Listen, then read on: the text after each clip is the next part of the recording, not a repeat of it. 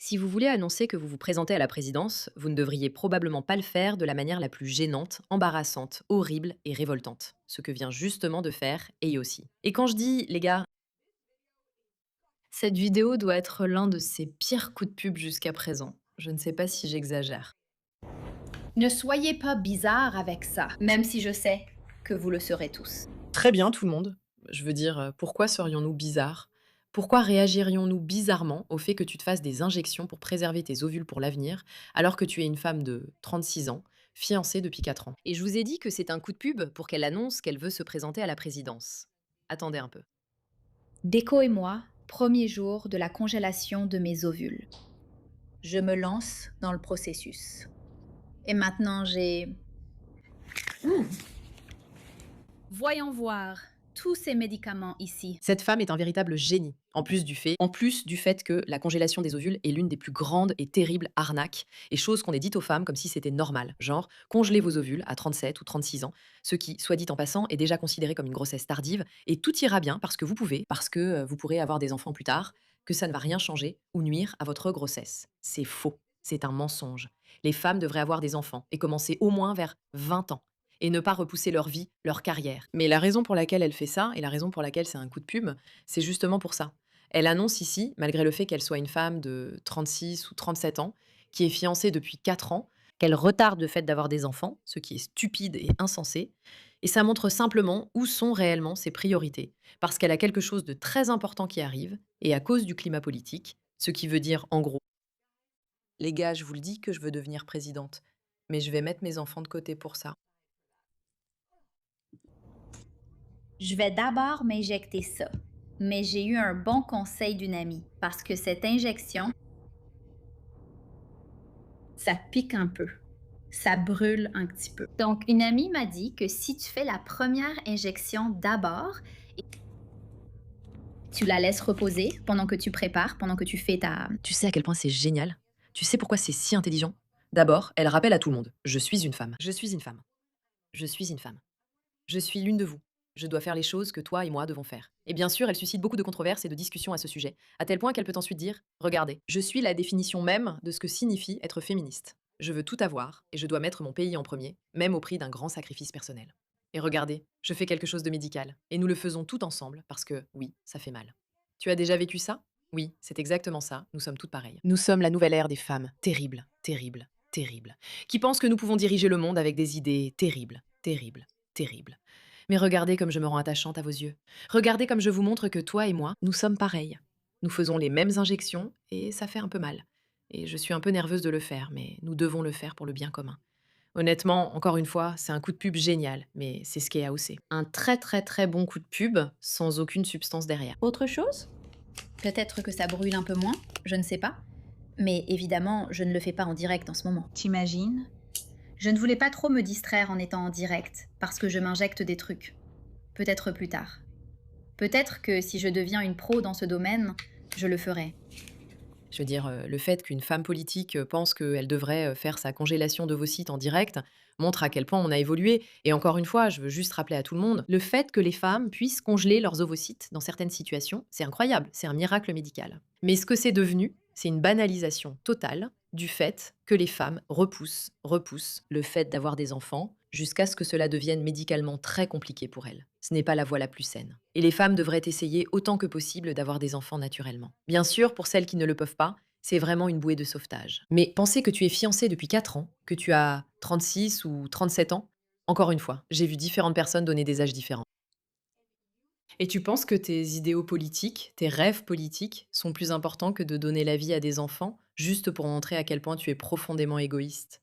Je veux dire, tout ce système, Honnêtement, tout ce système dans lequel on pousse les femmes à faire carrière avant d'avoir des enfants, pour qu'on leur vole cela. La capacité d'avoir des enfants quand on est jeune, pleine de vitalité, pleine d'énergie, et ensuite de construire sa carrière un peu plus tard. C'est une façon tellement plus naturelle et humaine pour les femmes de fonctionner et de travailler. Avoir des enfants jusqu'à 40 ans, puis à 40 ans, sortir et construire sa vie quand on est plus intelligente, plus sage, après avoir tant fait pour les autres, après avoir construit toute une famille. Je veux dire, c'est le miracle d'être un être humain. C'est littéralement une déformation de cela. Et il n'est pas surprenant que ce soit la personne que les démocrates veulent présenter comme leur prochain candidat.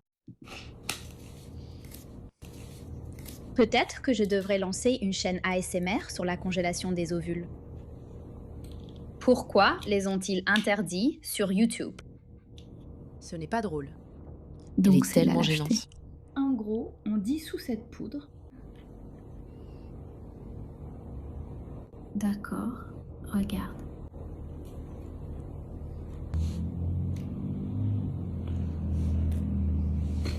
Ça, d'accord. Tu sais, c'est aussi un peu triste. Genre, où est son mari ou son fiancé dans tout ça? Elle congèle ses ovules pour lui donner des enfants. Genre, où est le mari?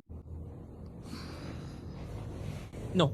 Cette femme préfère en faire un coup de pub en ligne sur Internet, en faisant une vidéo à ce sujet, au lieu de le faire réellement, comme cela devrait être fait, ou plutôt comme cela ne devrait pas être fait, parce que cela ne devrait pas être fait.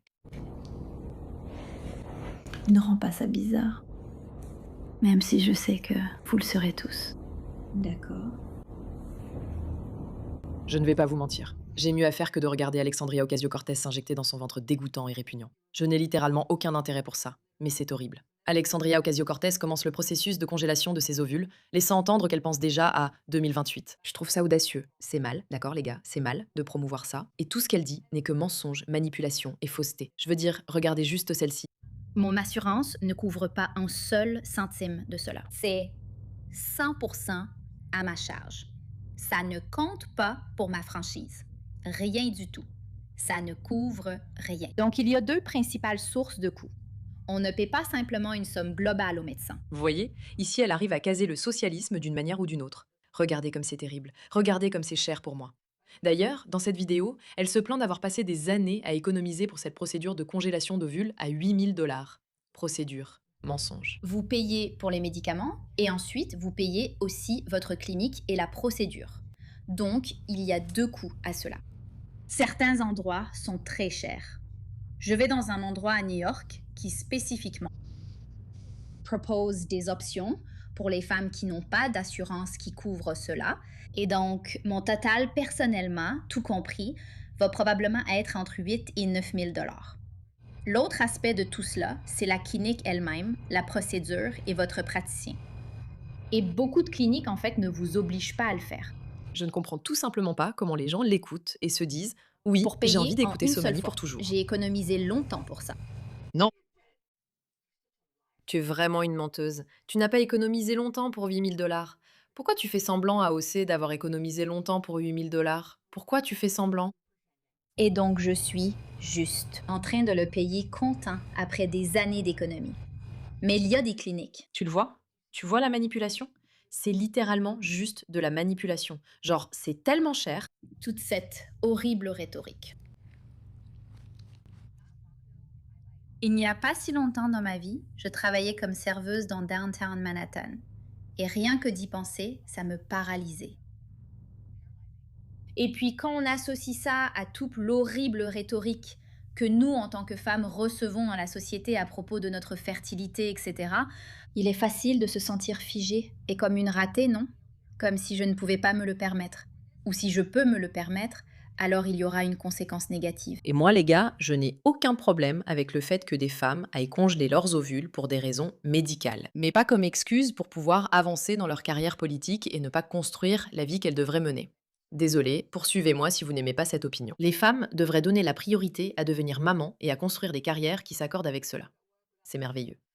Mais avoir 36 ans, avoir un fiancé depuis 4 ans que tu n'as toujours pas épousé, et décider qu'à ce stade, tu devrais congeler tes ovules. Donc quoi, pour être une maman de 45 ans? C'est quoi ce délire? Je suis désolée, c'est mal. C'est mal, et ça fait partie de cette mentalité, honnêtement, d'être asservie à une culture qui se soucie plus de te rendre productif pour eux que de vraiment se soucier de toi, de ton bien-être, de ta santé, de ton bonheur et du bonheur de tes enfants. Soyons très clairs là-dessus. Les statistiques sur ce qui peut t'arriver quand tu as un bébé plus tard dans la vie et sur ce qui peut arriver à ce bébé sont folles. Et on te ment. On te vend l'idée que oui, c'est normal à 38 ans. Regarde, si tu es quelqu'une qui n'a jamais trouvé son conjoint et que tu as toujours espéré le faire naturellement, et que maintenant tu réalises que ce n'est plus une possibilité, très bien, vas-y et congèle tes ovules. Mais pas si tu as un mari ou un fiancé depuis 4 ans à la maison et que tu fais ça juste pour te faciliter la vie. C'est ça le problème, et j'y suis opposée. Je veux dire, les gens se moquent beaucoup d'elle, non? C'est une vidéo générée par l'IA. On m'a dit que congeler mes ovules serait une bonne idée si je me présentais en 2028. Je n'arrive pas à croire que plus de gens ne fassent pas ça.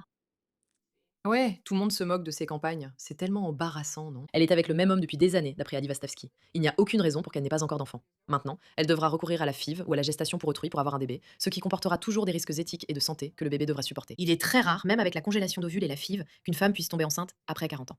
La plupart des embryons qu'elle créera ne verront jamais le jour. Reporter volontairement la maternité à la quarantaine signifie priver ses enfants de la possibilité de connaître leurs grands-parents et probablement priver ses petits-enfants de la possibilité de la connaître elle-même. C'est égoïste. La congélation des ovules est terrible pour la santé. Elle glamourise le mensonge selon lequel les femmes peuvent tout avoir. Ce n'est pas possible.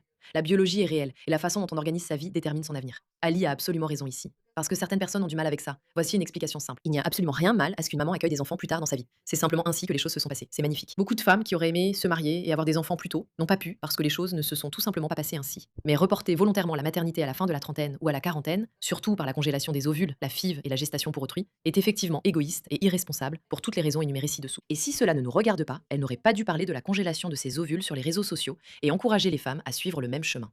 Je ne sais pas si j'aurais pu mieux le dire. Elle est vraiment douée pour ce qu'elle dit. AOC, ceci vient de Laura Loomer. AOC est fiancée à son homme depuis 4 ans. S'il avait voulu la mettre enceinte, il aurait pu le faire depuis longtemps. Quelqu'un devrait le lui dire.